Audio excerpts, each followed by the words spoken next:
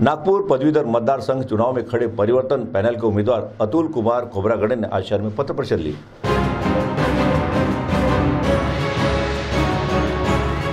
आने वाले 1 दिसंबर को नागपुर पदवीधर मतदार संघ का चुनाव होने जा रहा है और इसी संदर्भ में परिवर्तन पैनल के अधिकृत उम्मीदवार अतुल कुमार खोबरागड़े द्वारा आज एक पत्र परिषद ली गई। पत्र परिषद में प्राध्यापक प्रमोद शंबरकर, डॉक्टर सुशांतदास भड़के, प्रवीण खोबरागड़े, राजकुमार जवादे, सुभाष मेश्राम, सम्राट कांबळे, प्रेमदास बोरकर, सुनील मुसळे, प्रतीक डोरलीकर, लुम्बिनी गणवीर आदि उपस्थित थे। पत्र परिषद में दी गई प्रेस विज्ञप्ति के अनुसार परिवर्तन पैनल के अधिकृत उम्मीदवार अतुल कुमार खोबरागड़े को विभिन्न राजनीतिक पार्टियों का समर्थन प्राप्त है, जिसमें उल्लेख किया गया है कि उन्हें आम आदमी पार्टी, भीम आर्मी, लोक जागर पार्टी, ओबीसी जागृति सेवा मंडल, सत्यशोधक महिला शिक्षक शिक्षकेतर महासंघ तथा संविधान परिवार ने अपना समर्थन दिया है।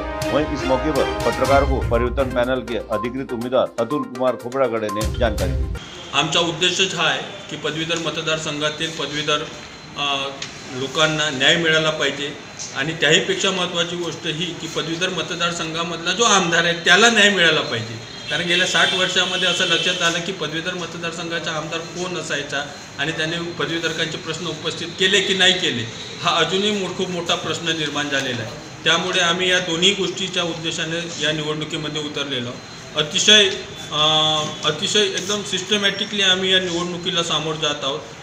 पदवीधरकांचे, तरुणांचे आणि शिक्षणाचे विदर्भातले प्रश्न खूप मोठ्या प्रमाणामध्ये आहेत। मग ते ग्रामीण शिक्षणाचं, सरकारी शाळेंचं दर्जेदार कसं करता येईल याच्यासाठी आमचा प्रयत्न राहणार आहे। विद्यार्थ्यांना चांगल्या प्रकारचे इन्स्टिट्यूशन्स कशा प्रकारे या ठिकाणी डेव्हलप करता येईल त्याच्यासाठी सरकारकडे कशा प्रकारे पाठपुरावा करता येईल याच्यासाठी आमचे प्रयत्न सुरू राहतील। पदवीधर झालेल्या मुलांना आजही मायग्रेट होऊन पुणे मुंबईसारख्या शहरामध्ये जावं लागते। त्यामागचं कारण हे आहे की इथं औद्योगिकरण नाही झालेलं आहे, उद्योगाचं मोठ्या प्रमाणात विकास नाही झालेला आहे। त्यामुळे औद्योगिक विकास कसं खेचून आणता येईल यासाठी आम्ही या मैदानामध्ये उतरलेलो आहोत।